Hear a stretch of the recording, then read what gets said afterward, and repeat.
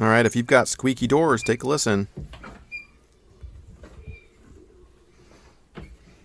Are you interested in getting rid of this? Like if you're opening the kids or closing the kids' door in the morning if they're still sleeping and you don't want to wake them up.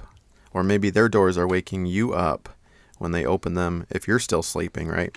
So we've got hinges here that need to be lubricated. This door and the door we'll be working on 3 different hinges, and we're going to get a bottle of lubricant, WD-40 or whatever. I'll put a link down in the description below, as I always do, if you want to check that out. But we're going to use the little nozzle here. All right, it's break time. Subscribe, like, and share to support this channel. Please comment as well.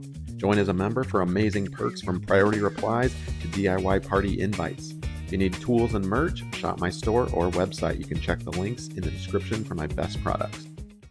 And we're going to get the little nozzle and put on there. You can do it without the nozzle, but it's going to be kind of a hot mess. The nozzle ensures a direct spray, right? And you could come at it from either angle, but I prefer this angle, to be honest.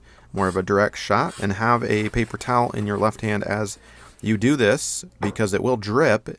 It sprays in a very concentrated direction, which is why we have the nozzle, but it doesn't prevent it from dripping, right? But it will penetrate into the hinge unit and get behind into the bar and drop down, and you'll see it if you do that with all 3 or all 2. If maybe your door only has 2 hinges, that will solve the problem. So hopefully this has helped you out. Thanks.